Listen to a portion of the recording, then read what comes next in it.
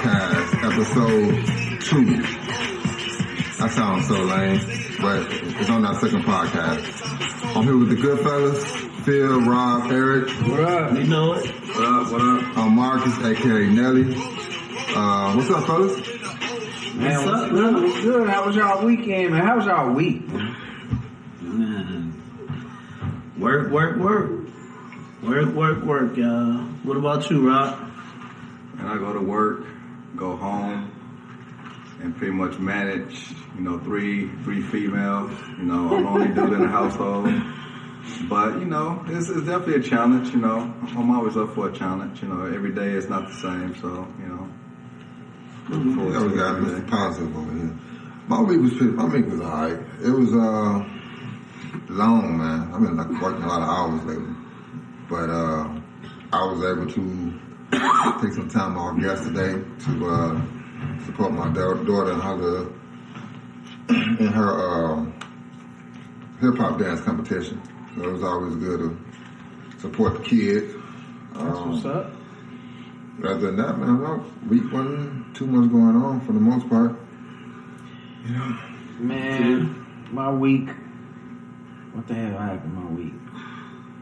My whole job just been changing. Like, I came in doing one thing, and now I'm doing something way different than what I started off doing.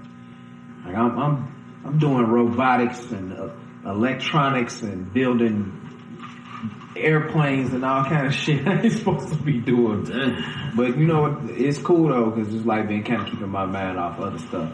Now, can you negotiate a pay raise in the future? Oh, I can negotiate a pay raise at any time. I'm letting it pile on right now. Okay. You know what I'm saying? So okay. I know when the raises, I know when the money coming in, so I definitely know when I can get it. So that's what's up. It's gonna be there. Before I forget, I want to kind of do an unofficial sponsor of the show, just to support. I want to be sponsored by K Necessity, which is my wife's company, her website. She do like hoodies and sweaters. As you guys can see, this is a Chicago sweater. We got kind of breaks down all the expressways. Stevenson, 290. This is Chicago shit. She do custom sweaters, hats, t-shirts. What's up? So shout out to you, Trent. Yeah, so she gonna have to customize the Goodfellas CornaStore hoodie. We just talked about it earlier. You did something about that earlier. If she gonna sponsor, that means she needs to give us some money. That's the sponsor. Y'all gonna get me in trouble. I'm doing a podcast. I gotta get group for personal reasons. He gonna be in the doghouse. He can't come outside no more. He gotta do all his podcast recordings remote. But shout out to the wife. K Necessity is the name of her website. Check it out. Other than that, fellas, what's first on the list? Personally, I gotta do this Meg Thee Stallion thing real quick. This is my thoughts on this. Well, we had an off-air discussion, me and E, about the situation. More like an argument. Of course, he was on the side of Meg. He was on the side of Meg. I was on the side of the artist. But a lot of things have happened since then. And my thing is this. This 2020, right? Who really signed a bad contract nowadays? It's pretty much anything you can do yourself. Case in point, we're doing a podcast right now. 10 years ago, you couldn't do that. Or 20 years ago, you couldn't do that. Anything is possible. You can put any video you want on YouTube. You can put any song you want on SoundCloud. Why are artists still signing bad contracts? So whose fault is it at the end of the day? And if you broke, I know what you say, right? She was broke, but that's no excuse. If Chance the Rapper can do it, he a billionaire right now. But guess what? With Grammy. Chance the Rapper, shout out to you first, Chance. But he went his way. And you know how many people try to do it Chance way, and you ain't never heard of him? Okay. You don't know how many people did it Chance way, and you ain't never heard of that artist. You also have to think about it like this. You have to know when she signed the contract. We know she big right now. They said she signed a contract in 2018. So what did she come out with in 2018? I think the breakdown that I heard was 60-40. 60-40 for the pub. It was like 30-something% for the 360. It was like 30% of the merch. It was 30% of the touring. Something else. And based on what they were saying was that was all kind of standard procedure. Maybe slightly higher on certain, maybe slightly higher with certain percentages, but don't want to think that you're going to be a star in a year or 6 months or 3 months. That's exactly why she got the deal she got. But she hadn't put out nothing that made her okay, hot. so my thing is, and based on what I heard, is when you investing money into an artist, that's a lot of it right there. You should expect that. My thing is, she made it big. She got hot real quick. Now she don't want to honor the deal.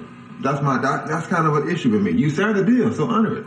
Hey, first, before we get into the details of like the deal, let's kind of like talk about like the major players of everything that's going behind the scenes. So, first we got Carl Crawford, who's the CEO of 1501 Certified Entertainment.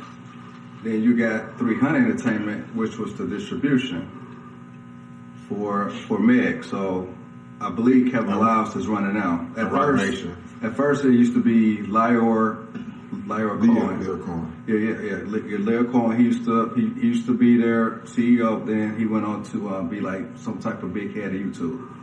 He also was close with Jay-Z, in which he kind of facilitated Rockefeller breaking up with Jay and Dame Dash.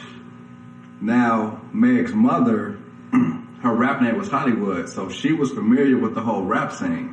Her name was Holly something, but her rap name was Hollywood, so she's a player up in this. So we got T. Ferris, which was Carl Crawford's business partner. Now Carl Crawford, he was more of a hands-off type of CEO. T. Ferris, his business partner, he did like the day-to-day operations of the whole thing. He was pretty much managing Meg pretty much every single day.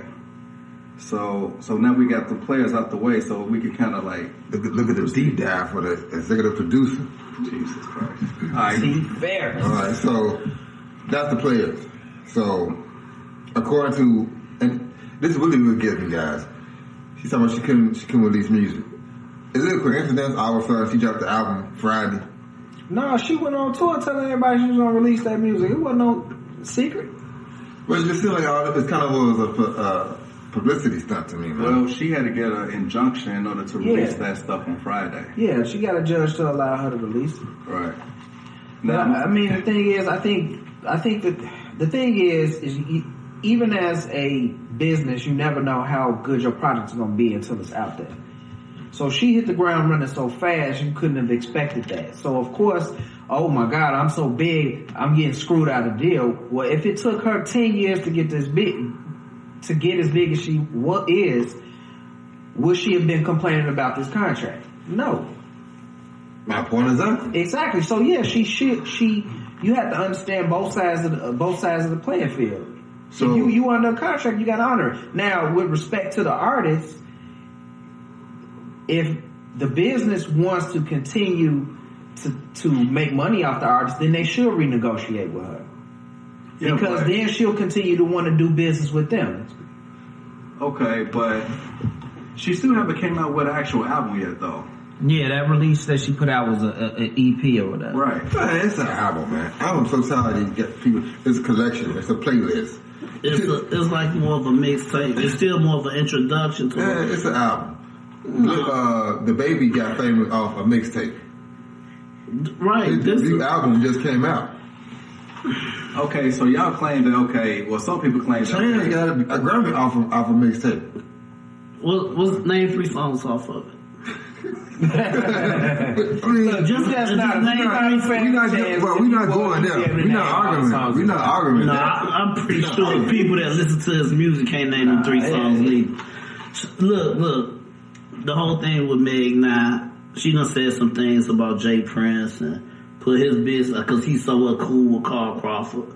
And, I'm hearing like, that's how, he talked, he got cool with Jay, kind of explained to him how the game went. Jay took a side. he called Prophesy. Yeah, and then she put his business out in the open. I'm like, and I'm still for the artist. I don't think she should have did that. Like even Jay Prince said, you're a little too young. You don't know. Yeah, she don't. Yeah, she don't know. She sure don't know I think who he is. Jay Prince got involved. Yeah, he really involved. You know, like I said, once Jay Prince got involved, I had to pick a side. Right. But it was like I still feel she probably had room to renegotiate, y'all. I understand. I'm a nobody. You putting this money into me. Let's see where it goes. Like you said, 10 years. If it took me to recoup everything you put in, then I understand that. But I'd have made what you put into me already. Exactly. And that's just a bad business decision, in my opinion, if they don't renegotiate with her. Because you got a cash cow. If you got a cash cow, they're not happy with you. They can just put out bulls, and they'll ruin your reputation. And because people are gonna know she's putting out music just to get off your label, they'll wait for her to put out good quality music. No, right, but that's what I'm saying. They let her put out whatever she wants to. I got a 3-album deal. Mm-hmm. You can be all trash. You don't honor your contract. Right. Yeah, but like if she's putting out like trash content, can the label just kind of basically stall her out? Like make her drop an album every 4 years just to kind of age her out? Well, it depends on the contract because they may have put a number of albums in the contract or a number of songs in the contract. Mm-hmm. So if she fulfilled whatever that contract terms is, yeah, but they could drop her. They could still not release the album though. Yeah, if she creates the album, that's kind of what they do. Like, I mean, if she has, that's what I'm saying. See, that's the thing. They probably lay her in some, she probably turned up just because she realized how much money she's not gonna make off of it. Exactly. So they may hold the content, but that don't mean she can't make nothing new. Okay. So if they want to hold the contact and not release it, that's on them to not put the money out to not make money. In today's time, in today's landscape of music, what is a fair deal? Man, it ain't no fair deal. I don't know. It's never no fair deal. You see May still arguing with Puffy about his stuff.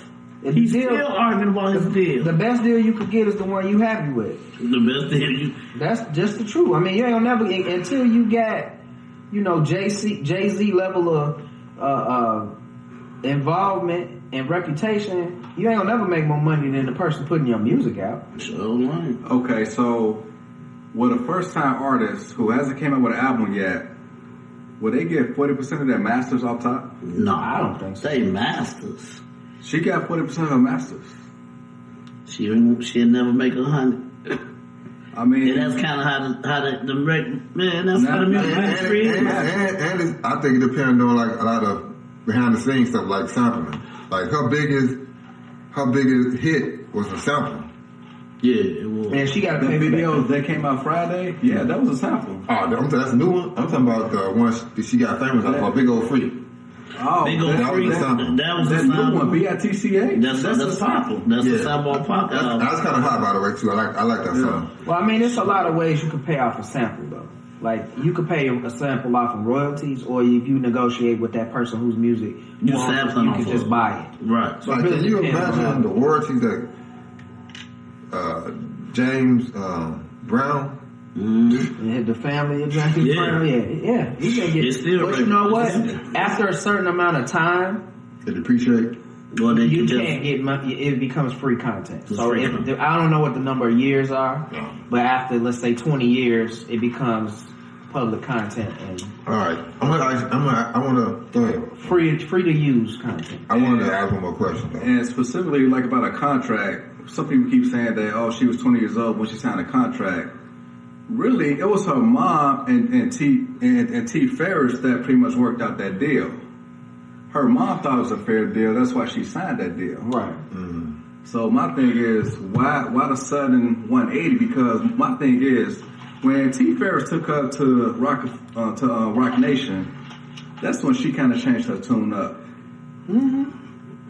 Of course. So, if you've been playing for the Tampa Bay Buccaneers your whole life, and then you playing with the Patriots, you'll feel a little different too. If you've been a nobody, you've been playing for a dog squad, and now you're on a good squad. Your demeanor, the way you carry yourself can be different. I give her. I totally understand that, but she's still on a contract.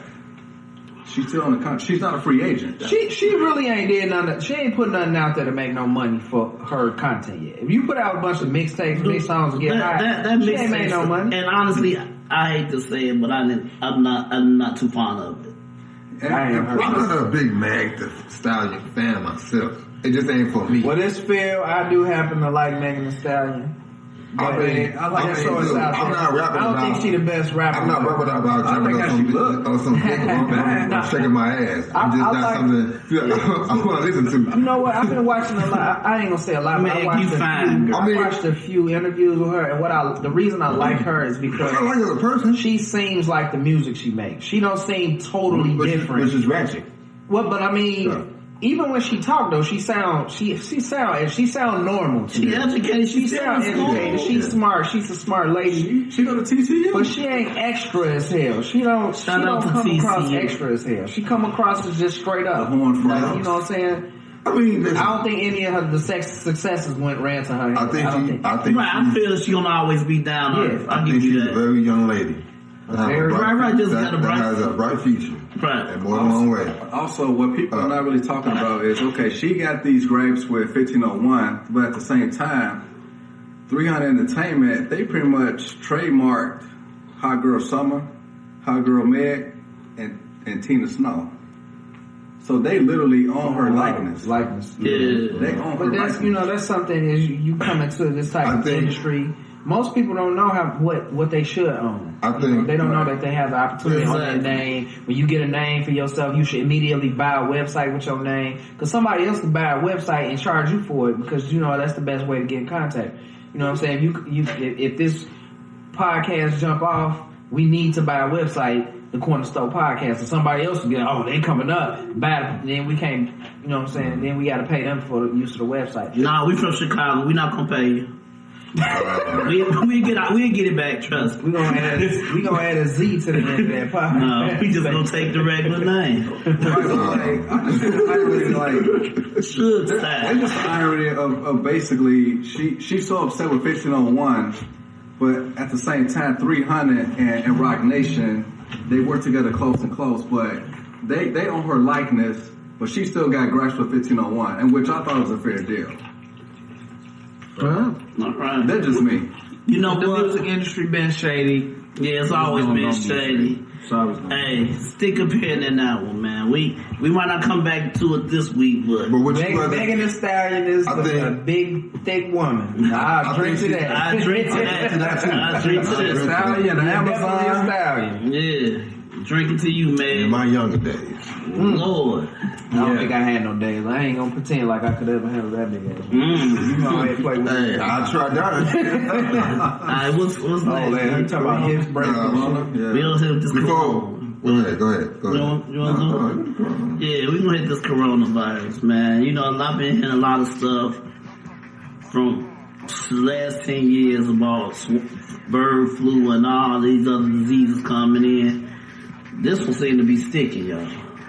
Like this is the first one. I mean, I'm looking at the news every day like, man, somebody else got it. Who got it? They got everybody telling us today to stay away from cruise ships, period. Now, like, how serious y'all taking this, man? Honestly. The thing is, I saw an article today, Trina was showing me about that. They were telling you about how to prepare for taking an airplane. Mm-hmm. They were saying they should use a Clorox to but they should do that every time they got an airplane anyway. Regardless, the crew should do that, every time. As soon as the people, people go through those planes a day. The crew should always be the one. The common sense things should be common sense at this point. Right. It just everybody know washing your hands is healthy, but a lot of people don't do it.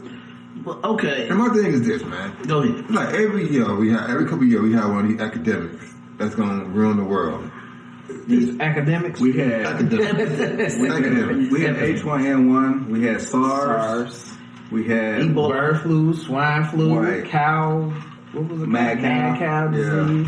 But this one seemed a little different. Y'all don't agree? No. I mean, honestly, I really don't think about it. I don't either. I'm gonna put a little simple statistic out here. Right now, only 4% of people are catching this coronavirus. 4%. But because the media gets people to lock in to their channel by talking about it, it just blowing it way out of proportion. Now, what's the fatality rate though? That's what they never talk about. No, they don't talk about how many people that. They don't talk about how in Italy, they got 336 people dead. 133 died yesterday. That's not small numbers, man. I mean, I know it's 4%. How many people get it though? And they say Italy, over there in Italy, Venice, Rome, that's the biggest population. And I ain't gonna lie, it's mostly a lot of older people and people that's sickly regardless. It's like, all it is, I think your immune system just came battle the flu times 10. But, I mean, people are dying from this stuff. You said 300 died, right? 336, they said. Okay, so Italy? Let's put that number in context. 300 people died out of how many had it? I mean, 300, okay, I don't know what you're saying. 300 is a lot. It's like a lot of people. And on the news today, they said there are more people that surviving this than die, of course. But, I mean, look, guys. Like you said, we just wash your hands, use Clorox, just do it because. Okay, I'm reading right now. It say 22 people died. No. I can't. No. Deaths rise to 22. Fake news. Okay, my bad. That's U.S. That's United States 22. But in Italy. Why are you worried about Italy? I'm just worried about people going to see the Leaning Tower because the flight's going to be cheap. I want y'all to understand this on this podcast right now. Kobe grew up there. These Chicago guys only care about Chicago. And I'm telling you guys this right now. If something happening in Texas and you like, man, I worry about the people in Texas, they looking at you like, what the fuck for? It ain't here. It's like that been in Europe. Ooh, you know what, y'all? Italy need our help, guys. You know what? Hey, 366 out of 7,300 people. Infected. But it's still 366 that died, man. Y'all act like now you saying that in the big. No, that's a significant number. I just wanted to compare that number to how many people. I mean, yeah, that's still a huge chunk, though. I will give you that. I mean, that's still less than 5%. No, it is. It's still less than 5%. Less than 5%. Let's just pray that we don't have people over there. So we all gonna be like the birds. What's the name of that movie? Where people are going crazy because of yeah. No, the bird. With Sandra Bullock. Bird Box. Oh man. You know. All y'all niggas be dead. All right, you know what? I think the coronavirus is not a big thing. Maybe we'll stick a pin in this and in a couple of weeks come back. It's legit. I mean, it's legit. Obviously, a lot of people getting affected with it, a lot of people dying from it.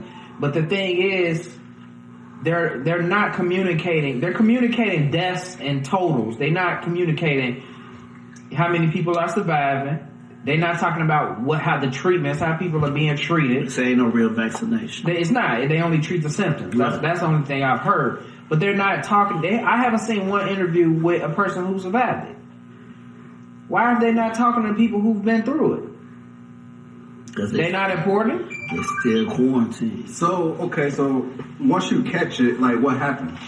It's still the flu. It's a bad flu. It's just a bad flu. I think it's pneumonia. You get pneumonia. I think it's upper respiratory. Upper respiratory attack. You just stop breathing sometimes. So you have probably liquid on the fluid, on the lungs and stuff like that.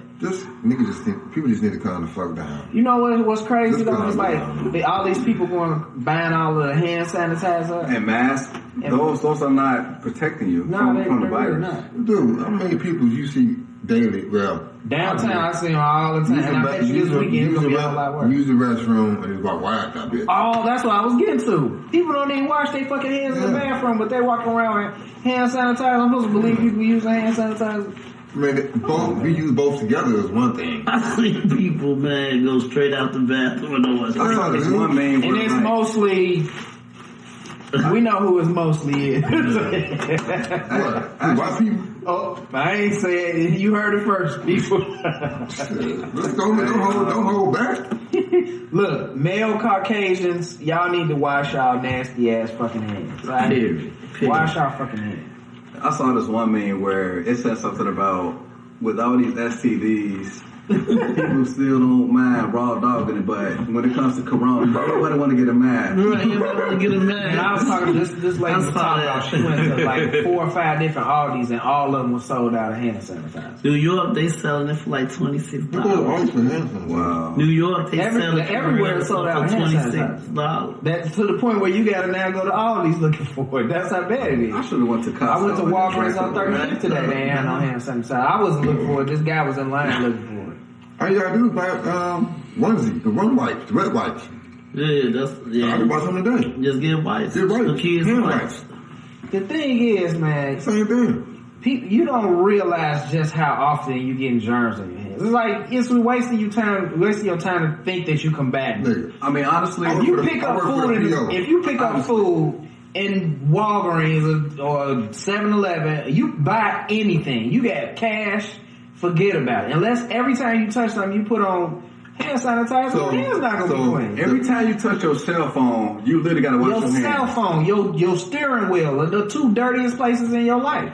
Your cell phone and they say your steering wheel is dirtier than your toilet seat. So what are you saying, Phil? I'm just saying, you put some hand sanitizer on unless you put it on every time you touch something, you're likely to run into coronavirus somewhere. So you basically can't touch nothing nowadays. Man. So there's no such thing as being totally germ free, right? It's not. No. I mean, especially for people like me, I ride public transportation. It's just a waste of time. I get on the train, I walk up the train station, I walk up walk up to the platform, I touch the handrail. I get on the train, I hold the handrail. I get off the train, I gotta pull my phone out. You always fucking touching something. And we know how nasty people are, and regardless of how much I wash my hands or use hand sanitizer, I'm gonna end up going to Walgreens and somebody that already picked up something and said, "No, I don't want it," and put it down, and I go and pick it up, there go coronavirus. So, I mean, it ain't like you can't avoid this. You can't avoid this shit. You really can't. That was a very good deep dive on sanitizer. Damn. So if y'all out here going crazy buying sanitizer, it's not gonna work. It's not gonna help you. It's good to wash your hands. Please make sure you wash your hands. So the only way really to avoid it is live in a bubble. Stay your ass in the house. Literally, stay away from people who don't wash their hands in the bathroom. Pretty much, shit.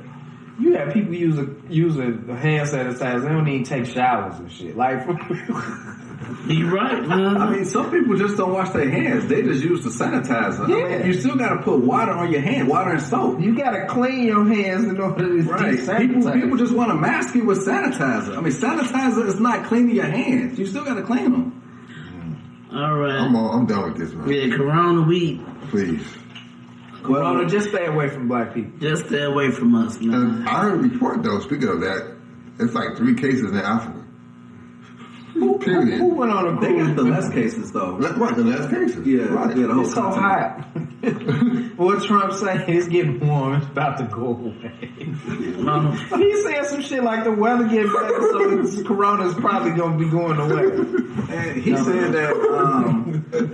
Trump's a dumbass, dude. Trump's such a dumbass. Trump said that we currently have vaccinations for it, which we don't. I'm like, what the fuck, man? We ain't got a vaccine. I mean, why'd you tell it to the public? You know what's another thing too is that's why I love this guy. Right. All over. You cannot say, I'm sorry to cut you off here, but whether y'all like it or not, he more nigga than anything. He say what he want to say. He lied dead to y'all, and we be like, man, he might be right. He basically said, you know what? I had a hunch. Coronavirus not even real. Right. It's fake news. What about the people that's dying over there? Oh, well.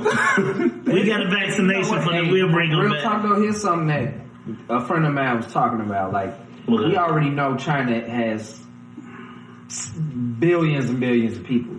What if they release this on purpose? To get rid of some of the Not to get rid of their people. It's to get rid of their population. It's population. But it's killing that. But it's killing. Yeah, and that's what a lot of people say. Billions and billions of them motherfuckers. Yeah, but I heard that too. 4% of their population is Chicago. But dude, do you know? I watch a lot of cooking shows, right? And I watched this. I don't know if you ever watched this guy Mark Weens, and there's another guy that do the best fucking cook, the best cooking food show. They do the tours in like China. With all these stipulations in the country about you got to have certain ounces, there's got to be something done. They have no type of regulation over that, man. Fish be just all out. The meat markets. Yeah. Open meat market, dude. They eat everything over there. Yeah. So it's not surprising that it's coming from China. But the thing is, though, I mean... No disrespect, China. Yeah, don't come for me. But y'all do some weird stuff. Y'all be eating some wild shit. Sushi's wild. Real talk, though, life expectancy in China is higher than it is in America, so... they must be... You know what? They eating real food, eating rice with it. They eating real food, though. It's less processed. Everything we eat got some fucking preservatives and bullshit in it. That's what I was just saying, though. They have, like, fresh meat markets. Yeah. You just get it right out the water. Yeah. Do y'all go to farmers markets here? Man, fuck them farmers. See, y'all can't complain then. I ain't complaining. Dude, it's so easy. I was in the grocery store today. Garlic powder costs $7.49 for a little nice size bottle, but the garlic salt costs $4.49. Same size. What? The garlic powder is better for you, but no, I kind of makes sense. I mean, I understand that, but because the salt is cheaper than the garlic. Yeah, but the thing, look, man, the whole point is, I don't know where you going. It's just salt infused with garlic. Salt right. You get 50, but the powder is but garlic powder, just the plain, just the garlic powder. It's more healthier for you. Garlic is. So the point is, what I'm saying, it costs more to eat healthy. It really do. Yeah, absolutely. Not necessarily. Yes, it do. Yeah, not necessarily. You can grow your own herbs. Not necessarily. Dude, you can grow all that. You can buy greens for cheap, fruits for cheap, veggies for cheap. People just don't want to take the time to like clean them and cook them. I mean, that's a whole bunch of energy. I bought some jumbo shrimp off the fish market over there on 71st and State. Jumbo shrimp? Yep. Okay. And I had to devein them and take the tail off. That was very therapeutic, man. And it's cheaper. It was cheaper to buy it fresh like that. Yeah.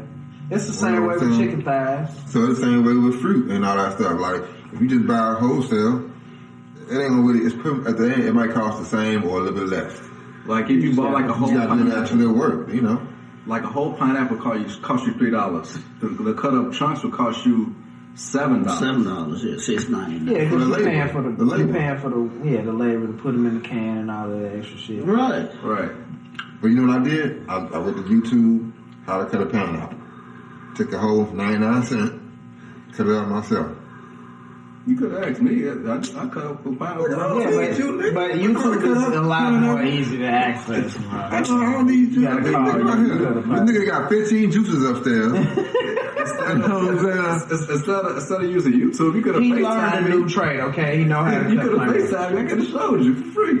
He went on YouTube to cut the pineapple. When all you need is a knife. But that's just it, though. It ain't just that simple. You got to cut the pineapple. You got to turn it upside down. Let me school y'all. Well, let's see how you better be right, man. So, cut off the edges. You cut everything in fours. So, you still got the skin, right? Right. So, you cut everything in fours. Before you do that, you slice the pineapple in fours. So, it's sliced. Then you use a knife, make sure it's sharp. Go between the fruit, the bottom of the pineapple and the skin. You slice that open, you gotta cut them pineapples. Okay, Easy. so when did you soak the pineapple and when did you turn it upside down? Soak it. Ladies and gentlemen, this man just took 99% acid in his body. The pineapple was right. Yeah, but you have to soak pineapple because you can actually mess your teeth and tongue up by taking all the acid. in water, dude. You're not supposed to take pineapple straight. Man, You're not supposed to take pineapple. It doesn't matter. It's too acidic. You may be fine. Was your lips burning when you ate it? No. Okay. What I'm talking about? For those who've never eaten raw pineapple, how you cut up that pineapple, man. I mean, it's like more than. Okay, ladies and gentlemen, when you gonna cut a pineapple, first you need to turn the pineapple. Now I gotta cut pineapple. Before you eat a pineapple, you need to turn it upside down so that all of the sugars can go back to the rest of the pineapple. Then when you do cut the pineapple in the way you described it, you're supposed to let it soak. I'm just letting you know. I've been cutting pineapples for a long time. I'm just saying, bro. You just learn how to cut a pineapple. I've been professional pineapple cutters up in this motherfucker now. You cut the pineapple perfect the way you described it. I'm just letting you know. Come on. Let the sugars drain back into the pineapple. I ain't never heard that shit in my life, Okay, I'm letting you know. I'm trying to help you. The dude on YouTube didn't soak his shit. He didn't know it either. Obviously, he didn't know it either. But turn it upside down. Let the sugars drain back into the rest of the pineapple. Because if it's sitting just like any other drink, sugar's gonna go to the bottom. I'm not gonna even do it. You turn it upside down, let it drain down. Then when you cut the pineapple, let it soak in water. This is gonna remove the high levels of acidity in the pineapple so you can eat it and digest it. But if you want to eat a raw pineapple, right after you cut it, it's a good chance that you gonna have fat lips or something when you. Well, let me just say this, guys, right now. This go back to the point where I would have paid the fucking $7.99 when it already cut up, so I have to do it and argue with these cats. While these three arguing about the pineapple how to cut it, I'm already eating mine because I paid the $6.99. Shout out to our listeners.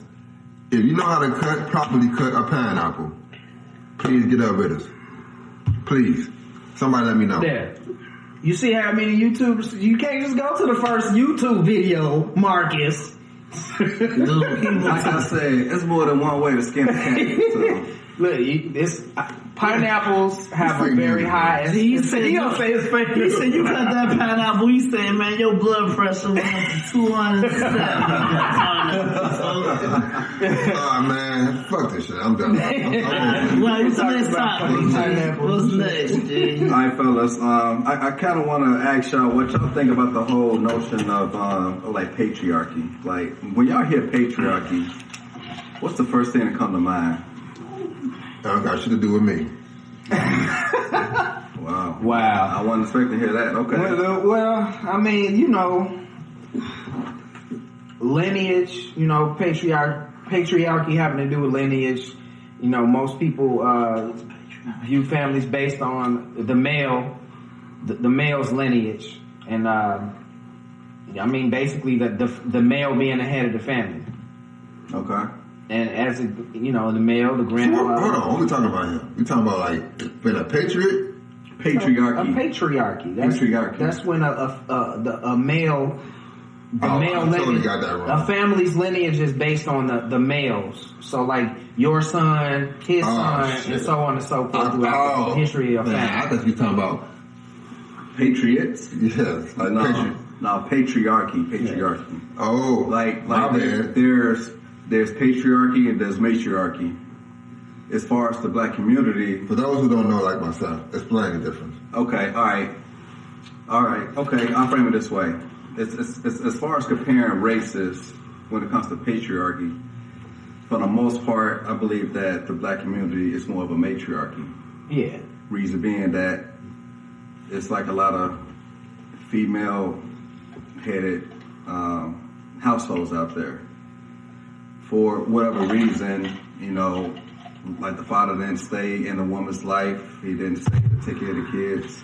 It's just so much female-headed households. And if you was to kind of compare our situation with, let's just say, the Arabs, the whites, the Mexicans, the Asians, like these people got a real patriarchy. Because the men really still run the family. Right. They run a family as well as running their whole economic structure. Right. So, like, no matter how many pockets of women may seem to get out of line when it comes to this feminism stuff, they still got a patriarchy to kind of fall back on, in which our women, when they subscribe to their ideology, I mean, like, it's not like they can kind of like get like real jobs from their own men in order to survive. You know what I'm saying? So like, as far as patriarchies itself, as far as like day-to-day interactions out there, like when you go to the gas station and like pump your gas, how did gas get there? It was pumped out the ground, it was refined, then it was sent to the gas pumps in order for you to pump your gas. Right. That's patriarchy. When there's a man in a household and you hear that weird noise in the middle of the night, who got to get up? That man. That man got to get up. That's patriarchy. Now, you trying to say in the black community, why? It's a matriarchy because niggas ain't staying home. They're not building families. It's like one of my young guys, rest in peace. He was Lamar Towns, rest in peace. He was somebody that I talked to a lot about legacy, and this is kind of the same thing. Like, what do you leave behind for your family? Like, when you think about black families, you think about Big Mama. You never hear about Big Daddy. It's not even an equation. Right. It's not even a good nickname for grandfathers. I mean, other than grandfathers, pops. But it's Big Mamas in the back. We hear like Papa was a Rolling Stone. I mean, right. as far as how the dynamic was back in the day, but and to stay strong to the day right now. I mean, it's good men out here, but I'll put it to you guys like this. Women always want to be equal to us. And in the black communities, I feel like they don't want to take that step back and have a patriarchy. I think they want it like this because, like you said, they already seen their mothers go through it. Right. And their mother's mother. So when you do have that man that really can take charge, it's like she wasn't raised like that. So now you got the two bumping heads. And guess what? Now the man gonna leave. And guess what? He really gonna leave. And that's what I mean, if you want to just be honest. So now he left. And she's in this situation. It's like, well, that's what my pet mother went through, her mother. So, and I mean, I know guys maybe don't fuck them people up, but then when you got the good one, the right one, you don't push this dude out. You know what I'm saying? Mm-hmm. So now you don't push this dude out now. But like you say, that's why it's this matriarch, because this is what they doing. I mean, this is how they've been raised at least the last 3 decades, 4 decades. But you know what I'm saying? It's a lot of things that play into the way our families are structured, though. It's not just internal. It's a lot of external things that play into why our families are like that. Like redlining, like with CHA not letting fathers stay in subsidized home with they baby mamas. That's the welfare. The welfare industry in general. Those types of things that separate families. So they play a role in splitting us up. I mean, if a female got a what do you call the housing when you get Section 8? See, she got Section 8.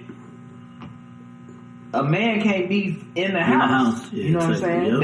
Yep. Or she'll lose her voucher. Right. So if that's the baby daddy, they ain't married. Yeah. Exactly. You automatically get a matriarch.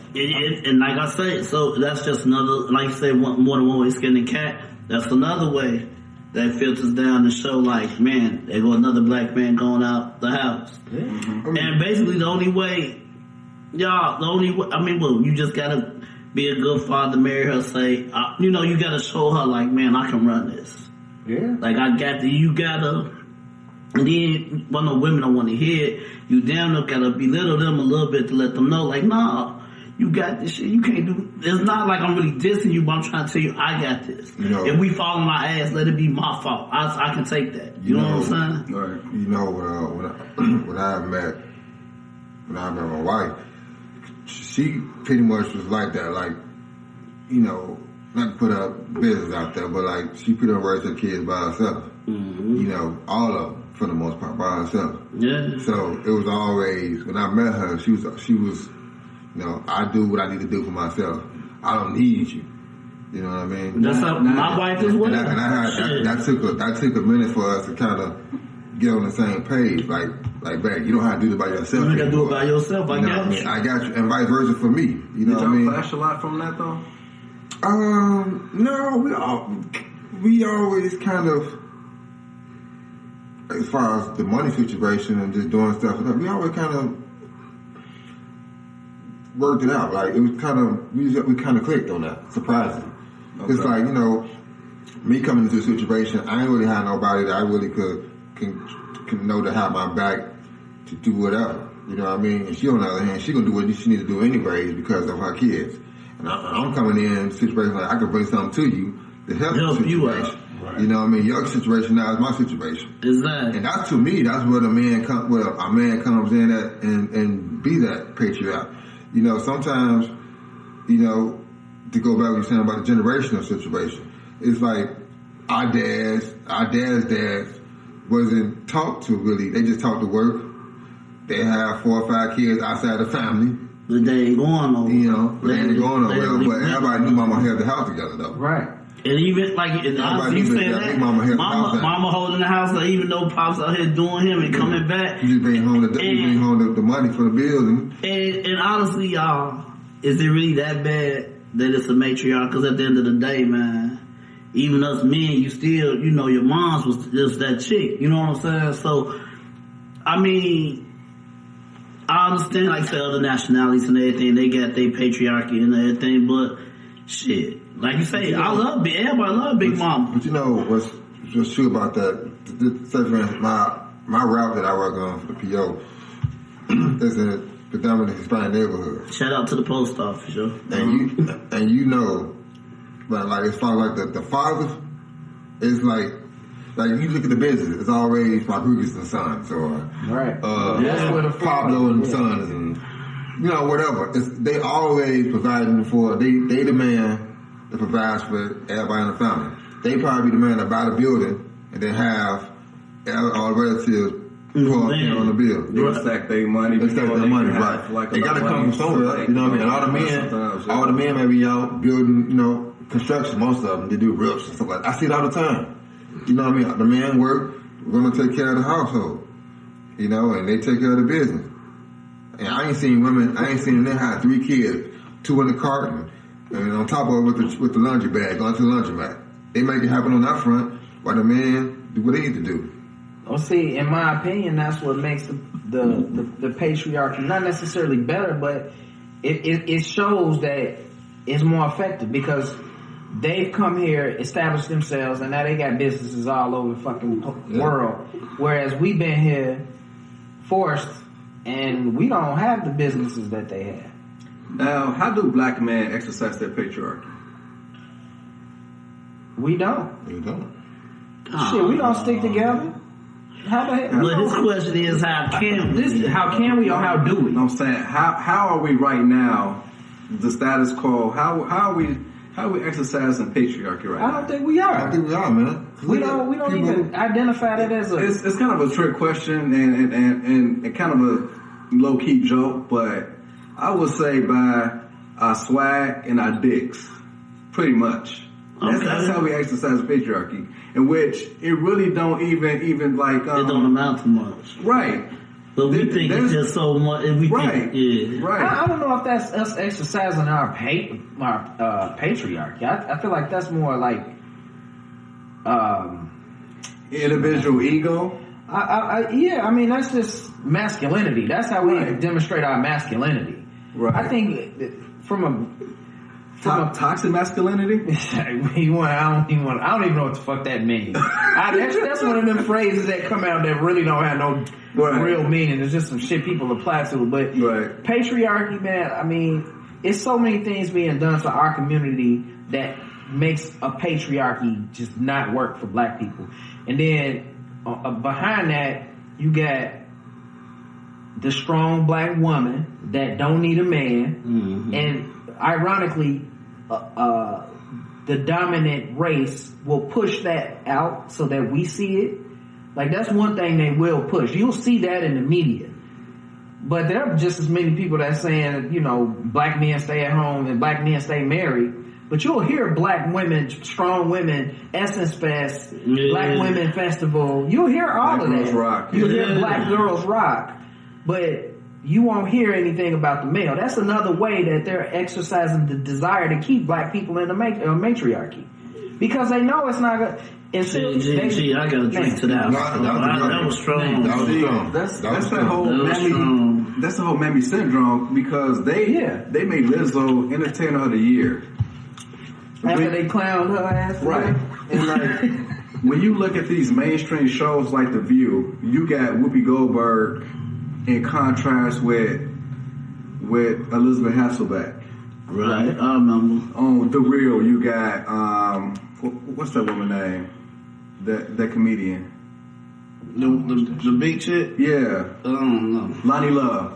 You got Lonnie Love in contrast with that fine ass Asian chick. Oh my God. I don't know your name offhand, but you shitting on it. Right. On the top, you got Cheryl Underwood in contrast with those other beautiful other right. Oh, you trying to say that it's a ugly black woman? I'm saying that's the thing I see in contrast. Right. But that's the images that they constantly, you know, that mammy image. Right. That mammy image, right. Exactly. Instead of having Taraji find that. Here's another thing. When you look at the landscape of talk shows, where are the men talk shows? They're only in sports. They did have, but women are infiltrating those. I mean, it's fine. They always gotta have a woman moderator. They always gotta have these women sideline reporters. I mean, it's a lot of the thing I'm kind of into is like when you talk about 3 steps men, for being a feminist, Rob. You about 3 more steps with Rob is kind of feminist. Yeah, the way I'm talking, I'm subscribed to that. You don't get men in this type of situation that we in right now having this conversation. Because men are supposed to be talking about... No. Exactly. No. So, I mean, if 4 black men... And obviously there are plenty of black men who could be doing talk shows. There's an equivalent of black male in media for every person that's on The View. There's a male opposite. Why is there no male talk shows? Dude. Other than sports shows. Why is it that? We gonna have to take this. I'm glad that's something that I wanted to kind of bring up. I think it's an outline onto probably why men don't have shows like that. Because men don't talk, supposedly. You know, men don't get into the emotional side of it all. At least with the female shows, the Ellens, The View, there's always a type of emotion that's involved that women brings. Also, it's actually easier to like turn women into consumers because women watch these shows. With the commercials that come on, I mean, it's so easy to kind of get them invested into buying those type of products. So that's why they always cater to women because they have that spending power like that. But where they getting that spending power? Because most of that spending power is coming from matriarchies. Well, white female patriarchy is the man behind it providing that income. Well, right. In a lot of cases, not all. But Right. As far as other races, yes, usually like a man is like the spearhead of their patriarchy. Yeah. It's as far as the black folks, you got black women in which they have access to like these government jobs. You know, you'll see like a black woman always in a DMV with a badass attitude, but hey, she manages the whole fucking office. Yeah. You know, in these corporations, they would love to hire a black woman because she go get that motherfucking job done. Yeah. Facts. She gonna be the eyes and ears of you know whoever's running the whole company. Because she always been raised watching her mother, her aunties run stuff, her grandmother run stuff. So that's why I'm asking you again, what's really wrong with this matriarchy? Maybe that's why they have the black girls society. It's the black. There's nothing wrong with it because they benefited from it, but for us, it's everything wrong with it. You feel it's demasculine in men, black men. Have you seen the way Dwayne Wade's been parrying? All right. Well, let's not go there just yet. No. Okay, let me say this about the matriarchy. To what you just said, about us being forced into a matriarchy, it's perpetuating the same situation you said with the female that pushes the male out the house. Right. So as long as that matriarch is in play, the male is going to get pushed out of the house. As long as the male's pushed out of the house, that woman's going to continue to either struggle by herself or make it and not need no man. So the man just sit over there and you can't have an effective house. This is the real situation. This is the real problem. This is the real meat and potato. As men, let's just call it what it is. As black men, we can be cowards, man. Let's put it out there. Wait. Black men. Explain. Black men are, as a whole, I think could be selfish sometimes. They could be misogynistic a lot of the time, and we not responsible at all. I'm not saying that everybody in particular, but as a whole, if black men just stepped up in general and was the head of the household and taught it as such, it's a trickle down effect. Everybody would be decent with that. That's exactly my point. My thing is, we get these men who have these kids who's out here not really serious about life or family. That's what it comes down to, the family structure of it all. Like you were saying, the baby mama's over here, the CHA, you over there. There's no structure, and then these men don't know how to be men because they're not being proper fathers to the kids that they with. It's a cycle. In order to have a strong patriarchy, you have to have that nuclear family. Yeah. That got to be the standard. So I'm just saying, if you waking up, so you got kids who grow up with mom and dad, and every day they see, mom kiss, dad kiss mom every day before you leave for work. I love you. Boom. Dad make breakfast, or mom make breakfast.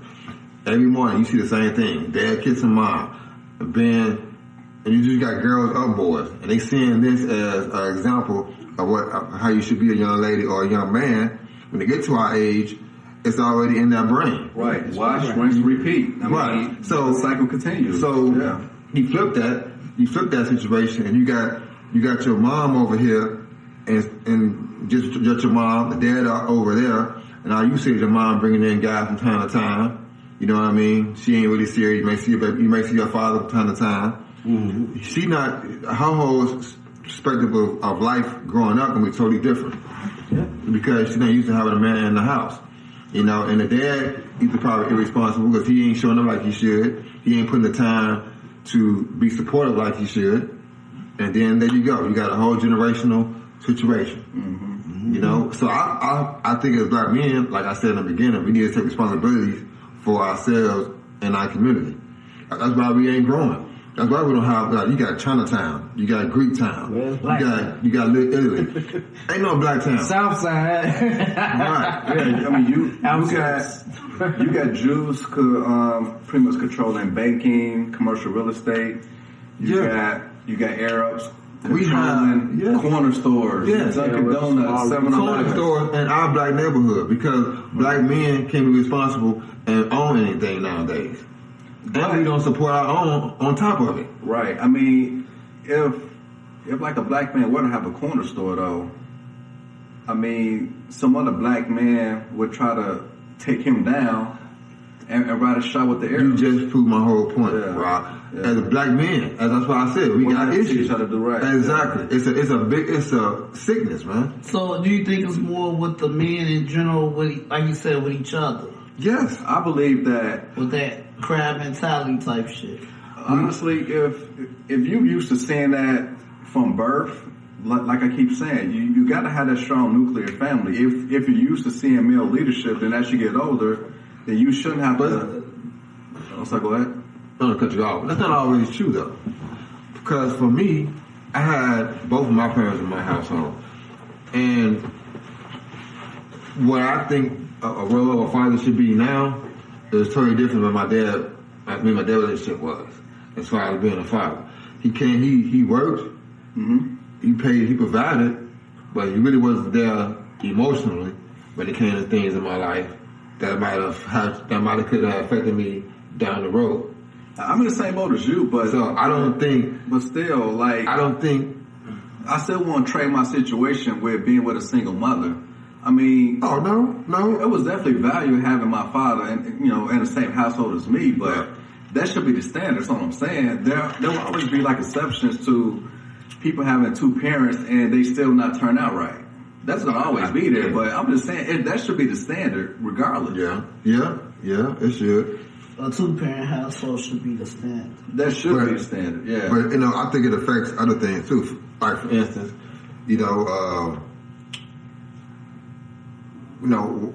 how you guys feel about blended families and how the man the man in the situation and his experiences, and then you put him in a situation where somebody has other kids, right? And you not including with her experiences. How do you make work at the end of the day? And what role does that man play as a head of household of a blended family? And how do you make it work specifically? I mean, however, I can, I'm living it. However, the man and woman like negotiate that situation, but at the same time, you still got a man in the house. It's a yin and a yang. Mm-hmm. When you just have like the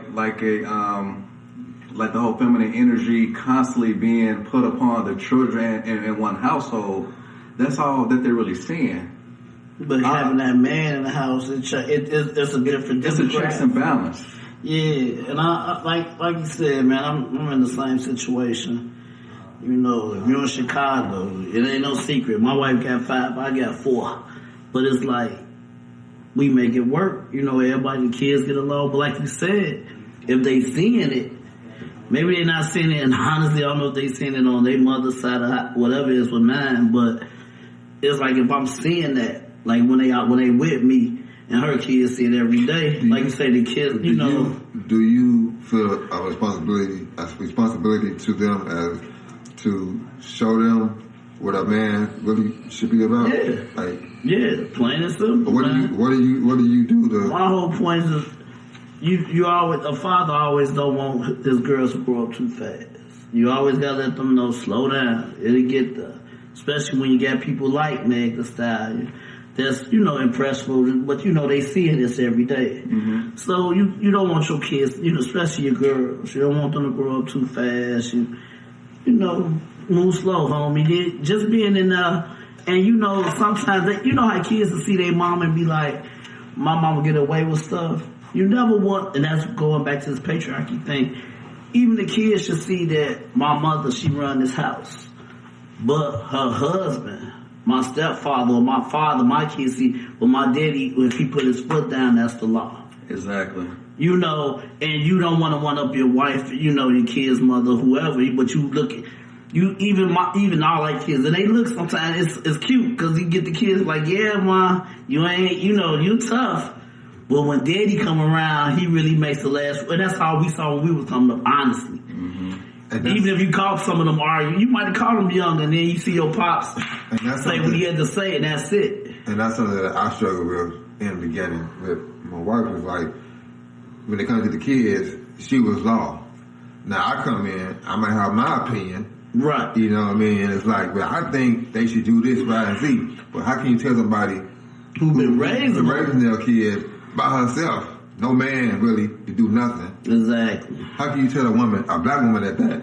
Well, my opinion count more than yours when it comes to your children. You see what I'm saying? But see, back to the difference between the patriarchy and the patriarchy. Yeah. But see, that's what I'm saying. And even that's what I said. Like you said, with the women being like that, sometimes you giving them what you see on the outside. For once, when you see your wife and her kids in a blended family, you're really on the outside looking at you. Yeah. Because like I said, you just joining this. Right. But when it's like that, you can be very, very partial. Because I love you. I'm loving your kids. I'm taking this in. So I'm going to see it on both sides. I see how the kids being raised. You raised them up pretty well. You know what I'm saying? I see how you coming up, everything perfect. And it's like, but when they argue, your opinion got to be like, babe, You might have been wrong on this. Right. You know what I'm saying? I think you're right. You the mediator, babe, you was wrong on this. And sometimes you don't have to do it in front of the child. If you still want to give her the brownie points, right. let her think, but you take her to the side like, babe, you might have been wrong. And then she can go back and correct herself. But If it get heated, like I said, sometimes you do gotta step in like, hey, y'all, chill out. Babe, I think you might be wrong on this one. Or let the child know you need to be in the child's place. It depends on the whatever. You know what I'm saying? And be like, hey, no, your mom's right. Take your ass to the room. And over time, though, we got it together as far as like how we treat the kids. Phil, you just stepped out. The question was the whole. It kind of went into like the whole blended family situation and the difference, the role a man plays in the blended family. So that's kind of where we got now. Okay. Yeah, but you're pretty much involved in that too. Yeah, the way I think it's a derivative of the whole matriarchy thing, patriarchy thing. I mean, my house is a patriarchy. Simply put, all things go through me. If something don't go through me, it's not that I don't trust my wife, because obviously there are some things that don't need to go through me that she take care of on her own. But in terms of the direction our family is headed, for the most part, I take any ideas and run them through the mill.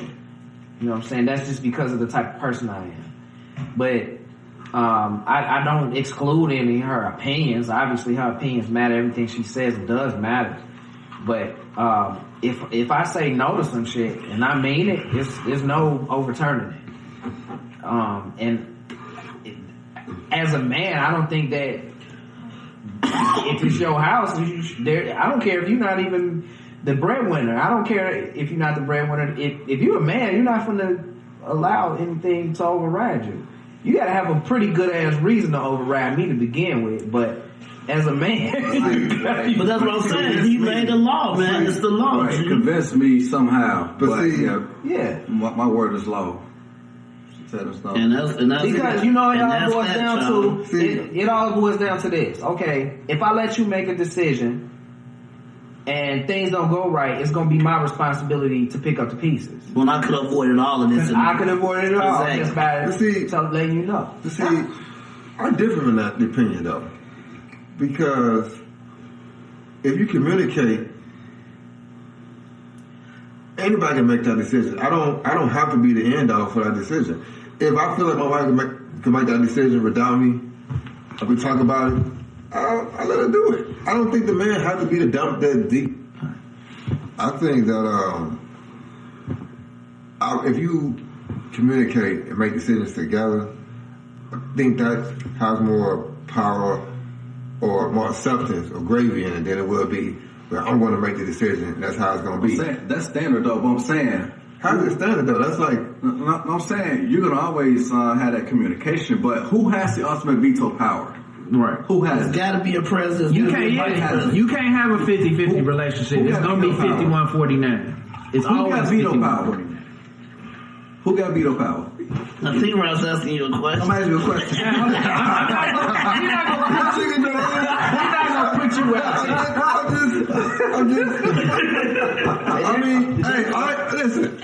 I'm holding my own balls. All I'm saying is, if you want to ask me, I think my wife has a more and that's respectable. And that's not to say that I don't have a strong opinion about things or my way is law.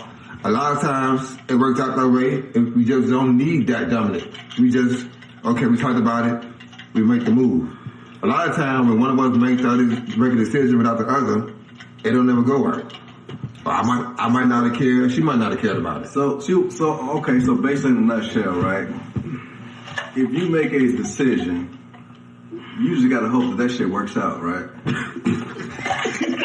Honestly, that's any decision. Any decision, you got to hope it work out. No, I'm just bullshit, bro. I'm just saying. I think, man, you know what? A lot of people go into that 50-50 relationship, but that's not a possibility. But when you got two dominant, I'm strong, stubborn, she's strong and stubborn, You got that type of energy in the same household. Somebody got to give. Somebody got to give. Or you have to be very specific about who's over what. Exactly. Okay, so, you allow her to give. So I feel that I give my wife the space to, okay, what's our plan for X, Y, and Z? Okay, what do you think we should do? I'm thinking about doing this, and then she might come out with, well, I don't know. We can do this, and it's better this way. Okay, that's a good idea. Boom, I make the decision. We go with 3. That's how we kind of operate. Okay, but you made a decision. I mean, right, but you just don't want to say you made a decision. But I mean, okay, you made a decision. Understand. Well, I understand. You understand what, Rob? What do we understand? You make decisions. Alright, you know, My friends support me at all. Every relationship. Well, I feel like he making fun of me. Every relationship, because of his tone of voice, he up there. Every relationship is. I'm saying good relationship should be about 49-51. There's no 50-50. Right. But the question was, I'm off that shit. I'm off of it. I'm moving on. No, because I missed most of it, so I want to be part of it. No, we're going back to the main point of this was we talking about the blended family. Mm-hmm.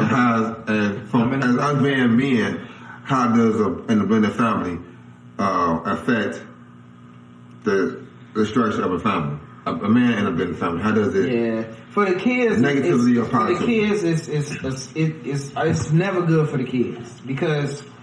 As far as a blended family? Yeah, it's never good for the kids because they're gonna lead 2 lives. They're gonna act a certain way when they get around their daddy or their mama that's outside of the house. And they're gonna act a certain way when they get in the house. Just like they act a certain way with their teachers when they go to school, but they don't act the same way when they come home. So even if you have a great relationship with that other dude, you know what I'm saying? When they come around, they gonna listen to different type of music. Cause I don't let my daughter listen to all that shit that's on the radio. But when she come home, she always know all them songs. I don't agree with it, but I can't control what happens outside of the house. Right. I can only control what happens inside of the house. So yeah, I probably have a greater influence about how, you know, her education and things that are very primal of primal importance. But I think a lot of the freedom, she probably feels like she has greater freedom at her own dad's house. Okay. And ultimately, you know, I can't do anything about it. I can't tell that nigga, hey man, stop pulling your gun out around your door. I can't stop it. I mean, if he a stupid nigga that do that kind of shit, then he gonna do that shit. Right. You know what I'm saying? And when she grow up, hopefully she's able to distinguish which one was the better path to take. So that's why I say it's never really good, because if you have a family where there's, you know, primary parents have been there the whole way, you're gonna get a consistent moral compass. And I understand that, but most families not like that, huh? That's why it's a matriarch, because they always I'm just saying, when we do blend it, I'm just saying, when we do blend it, you still, like you said, you run in a household, you still gotta be that father as well. Oh yeah, absolutely. You know what I'm saying? You still gotta at least show her, like I said, man, just put on the right path. Like I said, outside the house, there's nothing they can do. I mean that's kids, people in general. Once you go outside your circle, I got kind of lucky. Like by the time me and my friend Trina got together, her kids pretty much teenagers, pretty much grown. You know, right. I was pretty much there for the last 4 or 5 years for Shania. You know, I ain't seen her graduate from 8th grade. Now she better graduate out of high school. So I kind of had a little time with her because she was basically in the house. You know what I mean? And you know, we had some issues. You know what I mean? Never had an issue out of Will particularly, but I mean, even with him, it's always the filling out point. You know what I mean? And I come from a family where I have both of my parents, but the household environment wasn't the family vibe. You know what I mean? So you was kind of, I was in my room, they arguing, do what they do, and they go about their business. So me being in that environment, I don't really know how sometimes to be as open as I should. Well, wait, it's as far as the kids arguing with Trina? No, just or the kids arguing with? Just the relationship between me and the kids in general. Oh, okay. Yeah, you know, just in general, just and trying to find my way as far as being a positive role model inside the house. You know, sometimes I don't know, I may be too vocal, and sometimes I may not be the most vocal. Okay. You know what I mean? So that's something that I learned over time. You know, I think it's important. You know, it's like a lot of men ain't having, and a lot of men are two household parenthood nowadays, man. It's not, you know. So this shit ain't easy. But we want our kids to kind of grow up with some type of. Like you said, if your kids can just see you, our kids can see 4 men with their wife. Yeah. Or just being a family and trying to raise them all up. And even with that's a positive thing. Even with that though, like if we you know, I have another child. You got other kids outside the situation. Even with the whole baby mama situation, it's like even though you're not in the same household, you still have to be a positive role model and for your kids to see, even if it's on a limited basis. Because you know the baby mama go. That's a whole nother topic. But a lot of times, though, the baby mama jump, baby daddy jump, get in the way of actually showing these children what it can be. What it can be, you know. But just because the baby mother I don't want this guy around this dude. I don't want my baby around this chick. Right. You know what I mean? I don't. Sometimes we get an array of having these kids. We had these kids grow. We need to help them grow, even if we're not in the same house. Right. But we as black people need to start focusing on what's important. Exactly. For a long time, forever, we have completely been in a mirage that makes us ignore what's important. I mean, we get caught up in swag and fucking shoes and looking a certain way and living a certain way. That shit is not important, man. What's bad is good, and what's good is lame as hell. Exactly. We need to get rid of that shit, man. I was taking sick of that shit, to be honest with you. I took my stepson Will Saturday morning to they had to get some. He needed to get an ID and do some banking stuff. So I took him to the bank, 87 in the cottage. Mm-hmm. On my way to the car, I looked across the street, and it was like 20 people in line at the Foot Locker right there on the corner. Mm-hmm. I'm like, I don't think we stand in line for. We stand in line for $200 pair of Jordan that you're gonna wear in the rain, in the snow, through mud, and play ball in them all day. They was all young, right? I don't know exactly. I just saw the people in line. Honestly, regardless of how old they are, still stupid. Honestly, I was in college. I was probably 23, 24 at the time, but I stood in line for 15 hours for Xbox 360. I look about that shit, I'm like, that was stupid as hell. I'm gonna say this. Your investment was probably still worth a whole lot more than for some fucking shoes. But because you can sit in front of Xbox and de-stress. It's gonna last you 2, 3, 4 years. Them shoes gonna be gone after one. I still got that damn. Exactly. So I feel you, but it's still some bullshit. But the point I'm trying to make is that $200 you spend on shoes, you can be educated and put $200 in a stock, or $200 towards something that's actually gonna matter. That's what I'm saying. We need to, as a people, we need to focus on what's important. When you look at every other race, right?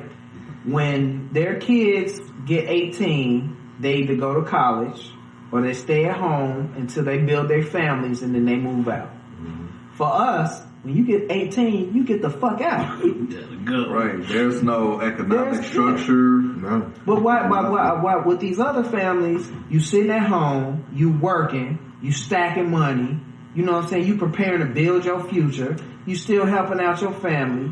And then 26, 27 years old, when you find a wife and you move out, you got all your shit set out. Us, we going out there 18, we living check to check, don't have no money. You know what I'm saying? And we feel like, we can't deal with living at home with mom. You've been living with your fucking mom for 18 years. Trust me, it's worth the investment to stay home for honestly, y'all, as far as fortunate for me, I have 2 baby girls. Even when they turn 18, they go always still be my Your baby girls. Exactly. Uh-huh. Yeah. I'm not gonna be so fast to kick them out the house. I mean, had I had a son, like, hey, 18, you going to college, you going to military, or you going to trade school, you doing something. But Today's word is job.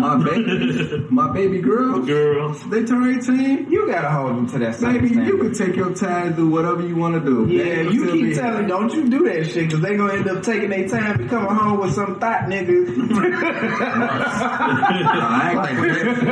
Daddy don't care. Yeah, you gonna say you ain't gonna play that shit. They gonna play that shit. They gonna play that shit. You have to be equally as strict on females as you plan on being on the male. Or you can hang it up.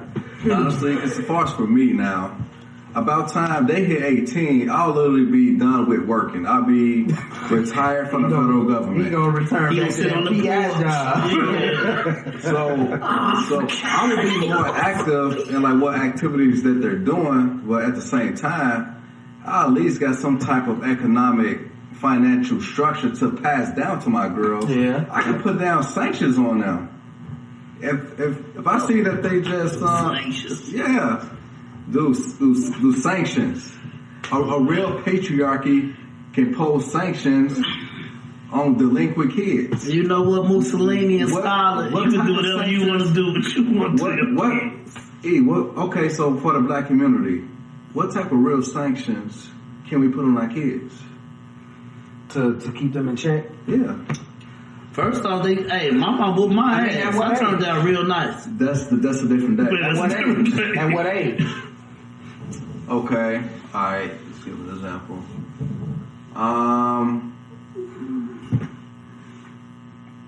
Okay. All right. For example, we got Steven Spielberg. This man is worth $3 billion. All right. His adopted daughter, Michaela Spielberg. Even though she is a grown woman, but it's a shame that even Steven Spielberg can't put sanctions on his daughter in which she wants to be a sex worker. A sex worker? What the fuck is a sex worker? An escort. Yeah, she. Oh, well, just say fucking escort then. You gotta be politically correct. She wants to be a sex worker. Okay. I'm saying, at what world should that even happen? What's her name? I mean, but that's how. Y'all Nah, I don't know shit about this. Michaela Spielberg. Now she's That's adopted. her choice, though. That's a choice. That ain't no real dead. She's an adult, right?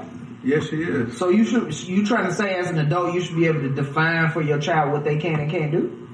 As an adult? If you fucking Steven Spielberg, of course. If he can't do it, then obviously you can't. then I have no hope then. Yeah. Exactly. But you gotta keep in mind that the context of that situation though. He's fucking Steven Spielberg. You have to expect that your daughter is going to do something rebellious or something that's completely opposite morally from what standards you set. Because she wants to create a name for herself and have her own legacy. She gonna find her own ET. She gonna do it. Fuck him all the way home. She's gonna branch out. I mean, you're talking about somebody who will never have the potential of being poor. She could walk in any place in America and say, "I'm Steven Spielberg's daughter. Give me a job." Who the fuck gonna say no to Steven Spielberg's daughter? Nobody. So wouldn't be John Holmes. McDonald's if she wanted to. Yeah, but I just found the situation kind of odd though. Like it is, but that's the thing. But dude, come on. You talking about Steven Spielberg, somebody who worked on set probably 70% of the time. He couldn't raise no kids. He had nothing to do with that. That's why he adopted her. He adopted her for tax reasons. oh, Cali, man. damn. He adopted her for tax. Come on, Just man. talk this shit. These celebrities don't have time to raise no children. If they adopt children, it's for fucking tax reasons. And Angelina Jolie make money back. They on set 18, 16 hours a day. How they have time to raise a kid? Dude, we got a first unofficial video of her too. Oh wow. It's official, man. Yeah, That's what they said. Yeah, she's biracial too. Yeah. Hey, you know what? Raising kids is always going to be a lottery You know what I'm saying? You never know what you're going to get at the end of it. You just do your best to put them in a situation where they can be prosperous and hopefully in a field that you find respectable. But you're not always going to be happy with what they do, man. You're not. And you don't have to accept that shit either, though. Yeah. I mean, if you talking about sanctions, like as a child, you know, you take a cell phone away, you take a game away to punish them. As you know, as a teenager, you can't really do shit because they gonna operate all of their foolishness within their high school hours, their school hours. Right. So yeah, but you know, as long as they're in my house, like of course I can take away. You can't even say that no more because you get while we good parents. You know what I'm saying? We say, as long as you're in my house, it's a whole lot of bad parents out there that let motherfuckers linger and hang in their crib all day long. Or the ones who don't care who in their house. So your good child, or your child who, you know, you done told, man, as long as you live in my house, they fucking go sleep in different people's houses every night. That shit happens a lot. Well, parents, that old school way of thinking though has to change. Yeah, but chances are those kids are coming from a single parent household, though. That's what I'm saying. You're competing with single parent households, right? But at the same time, I don't see my girls rebelling like that, in which they go try to just basically just stay out of my house just because I have like a certain set of rules. I mean, honestly, I really don't picture that. I'm sure it's a whole lot of people that did. I'm gonna say Steve Harvey didn't think his daughter would. Lawrence Fishburne didn't think his daughter. These good men, black men, strong men.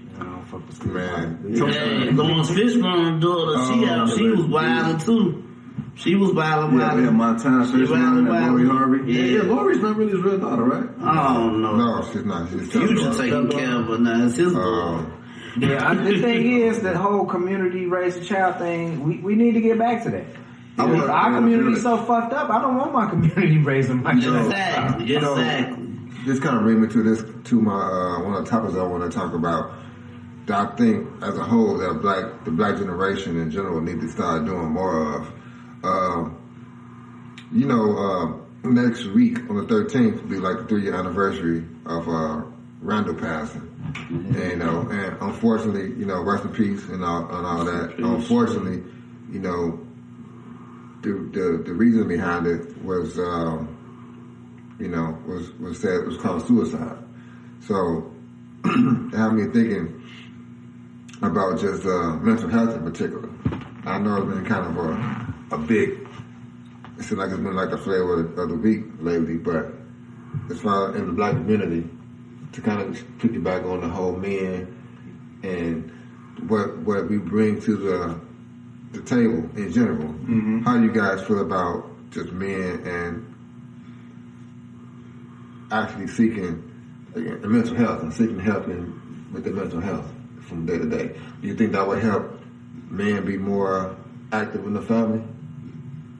Yeah, I think so. I mean, just in general, just to like do a third party or someone that you really trust, just to kind of talk stuff out. I mean, that could be a huge weight off your shoulders. I mean, just like, for example, when I had my issues with my wife, I mean, when I called E up like one day, because I had so much built up stuff that I just wanted to get on out. And once I finally talked to him about it, I felt so much better just because I've been in so much tension and stress and frustration. So, y'all don't talk about shit. Y'all need to start doing shit like that though. We all have issues that we talk about that we probably don't talk about each other too. We need to talk more of. Cause what are we doing if we can't talk to each other as friends about whatever may be bothering you? Because like you said, you get to a point where you can't hold it in. It's gonna come out anyways, one way or another. Right. We need to, that's what I think that's another problem with men in general. We don't talk to each other about shit like that. Like this, it's not macho. We need to stop. Exactly. We need to stop that shit. We need to change that whole paradigm, that whole mindset somehow. I know we all don't have good days. I don't. You know what I mean? So for me, I had to learn to be more vocal because I wasn't taught really to say what's on my mind. I I did realize at an early age I was emotional. You know what I mean? I didn't know exactly where I wanted to go with that, but as I'm older now, I still feel like my childhood could have been a lot better for me to understand what I was kind of wanting out of life. It took me going to, I just saw a Thursday, and I go to a therapist every couple of weeks and just talk shit out about, you know, why I am the way I am, where I'm at in my life right now. And I think it's helpful. I think in the black community, we don't do enough of that. There's always somebody telling you what you shouldn't do, keep it in the family, or you tripping, or you'll be alright, I'm gonna pray for you. No, yeah. You know what I'm saying? All the time. Look, man, you get all the time. I'll pray for you. Yeah. In the black community, we all need mental health. All of us. And it's because we've been traumatized since the day were brought into this world. I mean, our community is traumatized. We experience death on a whole nother spectrum than other people. You know, we experience police brutality, you know, murders, children, their friends getting shot and killed. When I think one of my first friends died when I was probably 10 years old. Got shot in the head. So, how you shoot a 12-year-old in the head, first of all? Besides that, right. These are the things we absorb as children, and we don't even think that that's traumatic. We don't even, our community doesn't acknowledge that it's traumatic. Well, we think we're numb to it, but it trickles and turns into a whole lot of issues as we become adults. We never address these issues. When we look at like the school shootings and we hear about, they have a trauma team come in and talk to the kids. When we hear these conversations, we're like, what they need to talk to them for?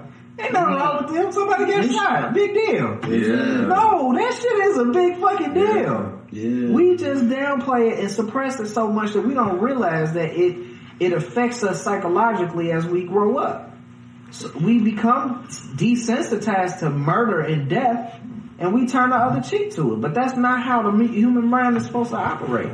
We're supposed to recognize death as in its highest form as emotional trauma. But we get sad when somebody died, but we don't get impacted by the fact that somebody got murdered.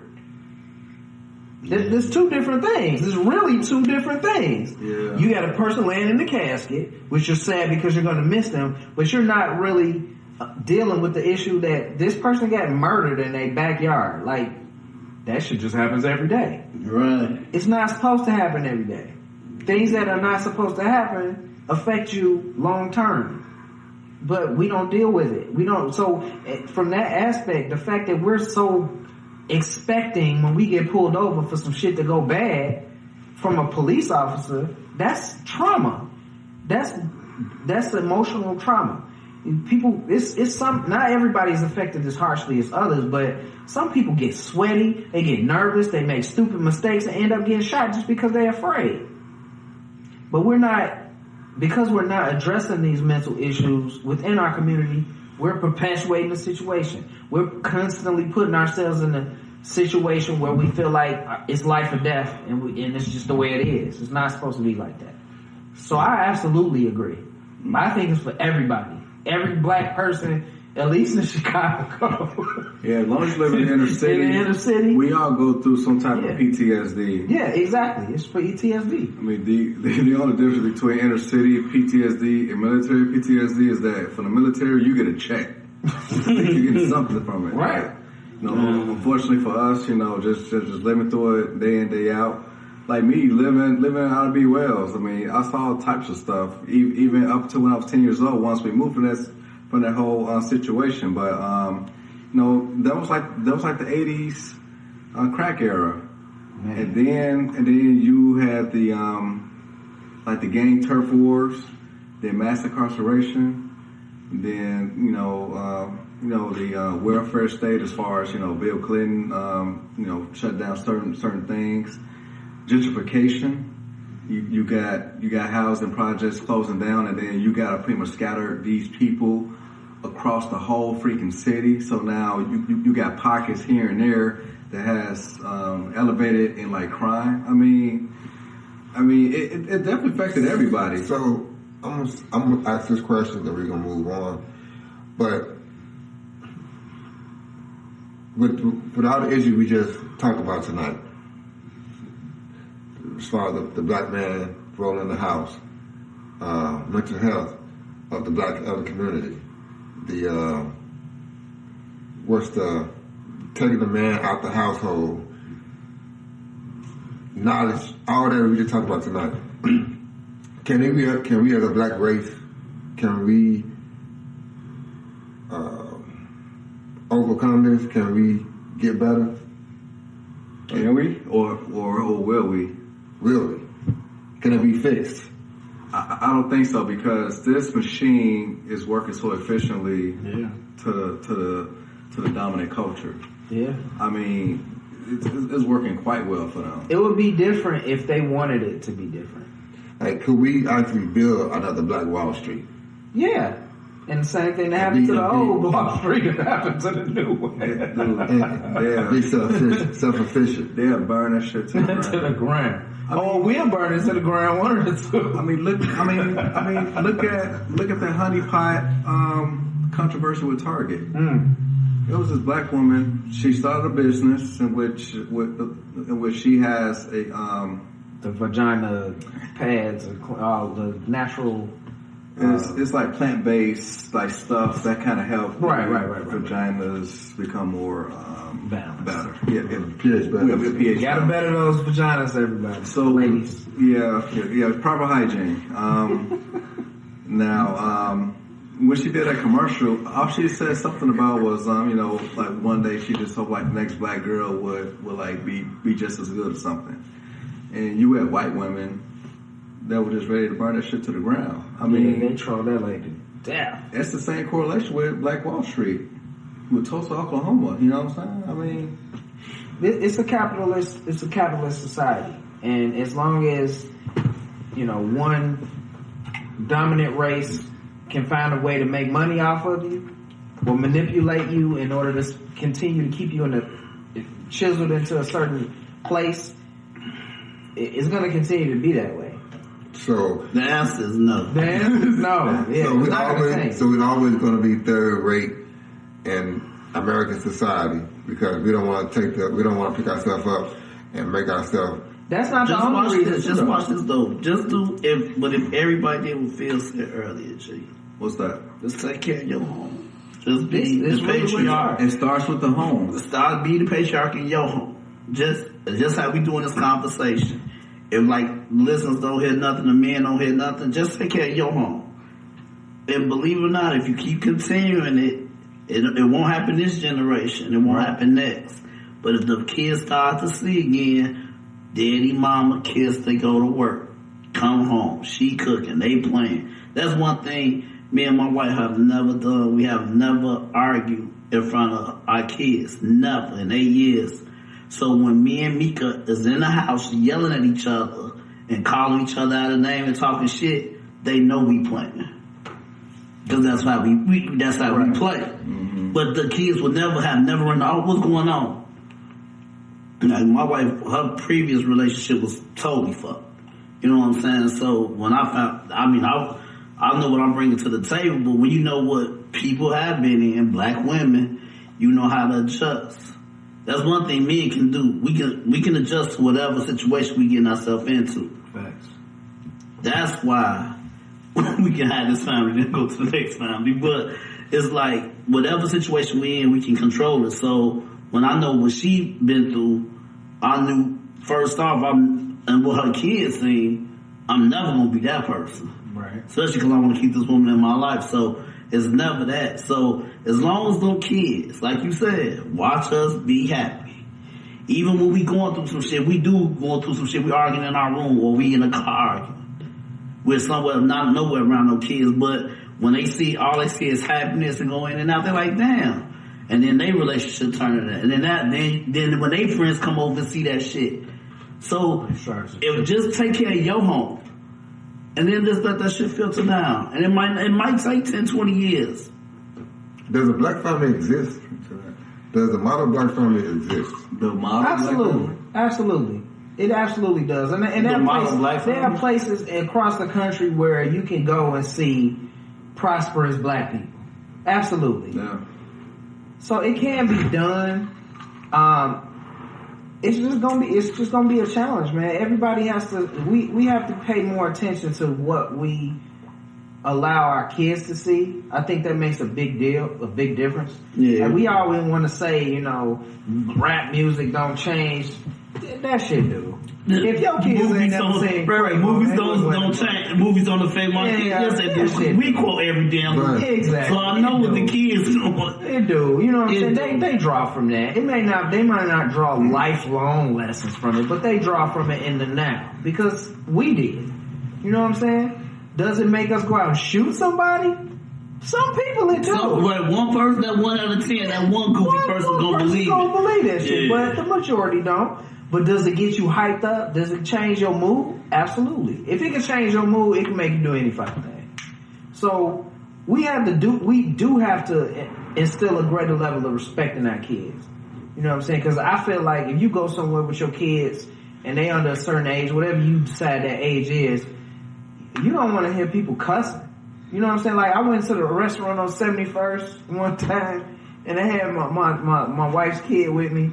We just went in with Baba's or something. And this chick was in there just japping, cussing to the dude. I turn around, walk right up out there. Right. Like, one, you don't have no respect for my kid. I don't have no respect for you. I don't have no respect for the business, so I'm neither. But a lot of people just stay there and let their kids hear all that shit. And not just that, and talk to kids like that. I was in Food Fest today and at the deli, and you better clean that fucking house up and beat all y'all motherfucking asses. You know what I mean? Yeah. Don't fuck with me. Don't fuck with me.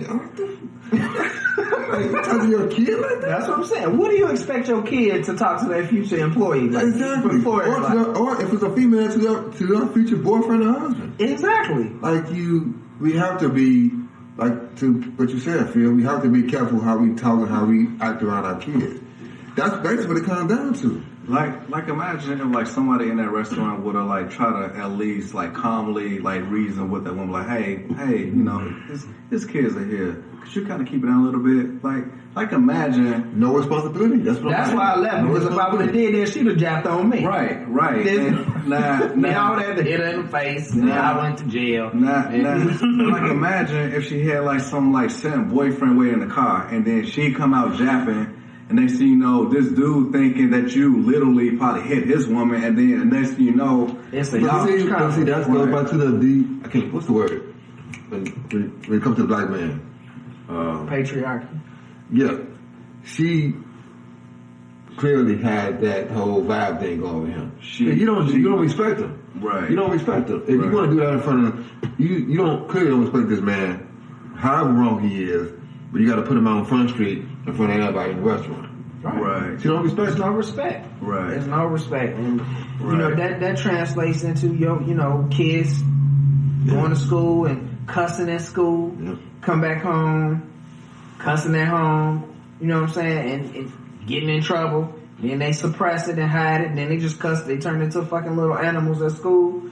Now they bad kids at school. You know what I'm saying? It's so many little things that happen on such a small level that turn into really big things. Like I said, I don't let her listen to a lot of popular music because she hear it, she know the song, she know the dance, but she don't listen to the words. But the words getting in her head, she just not paying no attention to them. Same way it was when we was little.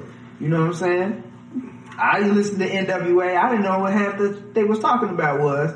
Then at some point I learned it, but it was already in my head. It was already programmed in. I already knew it was in my head because I knew the words. Now I figured it out. Yeah. So it was already in there.